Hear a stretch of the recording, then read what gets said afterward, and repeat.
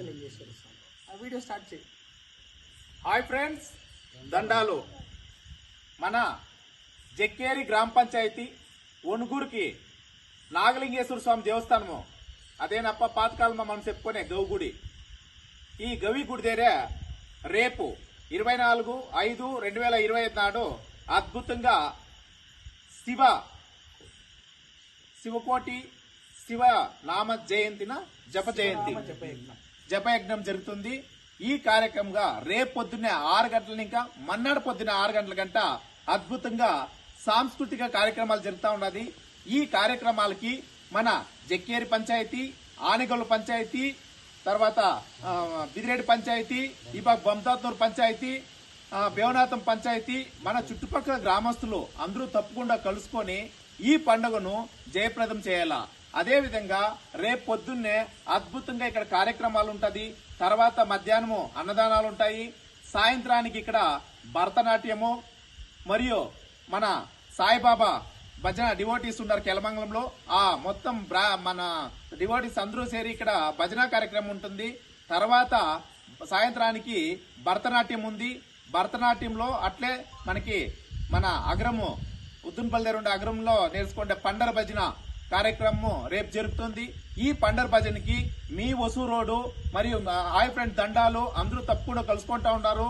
మన ఈ చుట్టుపక్కల ఒనుగూరు నాగమునేశ్వర స్వామి దేవస్థానం కానీ, నాగలింగేశ్వర స్వామి దేవస్థానం కానీ, ఈ దేవాలయ సంబంధపట్టిన కమిటీ పెద్దలు మరియు చుట్టుపక్కల గ్రామస్తులు, పంచాయతీ పెద్దలు, తర్వాత మన ప్రాంతంలో కళలకి కళాకారులకి పుట్టినిల్లు.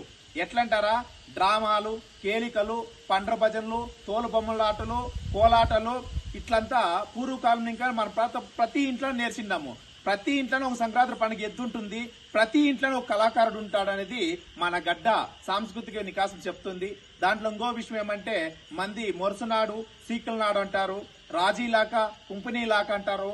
అట్లాంటి అద్భుతమైన బంగారు ఒడ్లు పండిన మన ఒనుగూరుకి నాగలింగేశ్వర దేవస్థానం దగ్గర రేపు జరిగే ఈ అద్భుతమైన కార్యక్రమానికి కళాకారుల్ని, కళాభిమానుల్ని, కళా పోషకుల్ని, చుట్టుపక్కల గ్రామస్తుల్ని, భాషాభిమానుల్ని, భాషా ప్రేమికుల్ని అందరినీ తప్పకుండా దేవాలయం వచ్చే ప్రతి ఒక్కరిని రేపు పొద్దున్న ఇంకా మన పొద్దుగడ్డ జరిగే ఈ కార్యక్రమానికి ప్రతి ఒక్కరును ఇంటింటా ఇక్కడ రావాలా. మీరంతా తరలి రావాలా. ఎలాంటే మన పరస ఒనుగూరు పరసకైతే మనం వచ్చిపోతా ఉంటాం కదా, ఇది ఒక పరస. రేపు జరిగే ఈ అద్భుతమైన పరస 3 దినాలు జరుగుతూ ఉండే శివకోటి అని చెప్పేసి దాన్ని ఇప్పుడు ఒక దినంగా పెట్టుకుంటా ఉంటాము.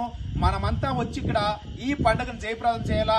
మీరు ఎవరెవరంతా స్వామివారికి పాత్రలు కావాలనో, మీరు ఏమేమి చేయాలనుకుంటారో, దాన ధర్మాలు, నీళ్లు, భోజనం, మంత్రి కాంతి ఏం చేయాలంటే కూడాను తరిలు రాండా. ఇది మన ప్రాంతము. ప్రపంచంలో యాడో ఉండే ఊర్లకు మనం పోయేది కాదు, మన ఊరిని ప్రపంచం ముందు నిలబెడతాము. ఈ నిలబెట్టే కార్యక్రమాన్ని పూనుకుంటే ఇక్కడ వచ్చిన ప్రతి ఒక్కరికి మా హృదయపూర్వక ధన్యవాదాలు. సాయంత్రం ఇంకా జేసీబీలో పనిచేసిన జేసీబీ డ్రైవరానికి ధన్యవాదాలు.